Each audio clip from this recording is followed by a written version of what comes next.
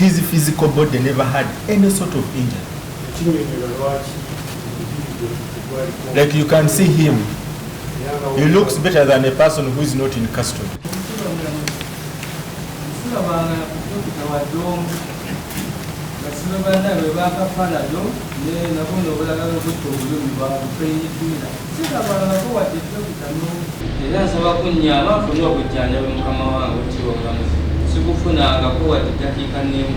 So you can imagine how painkillers can heal someone who was not able to walk, to sit and eat just a few days ago.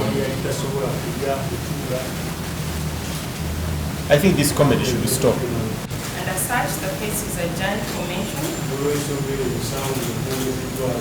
the 3rd of August. Download the app on App Store or Google Play Store now. Vision Digital Experience, the future of media.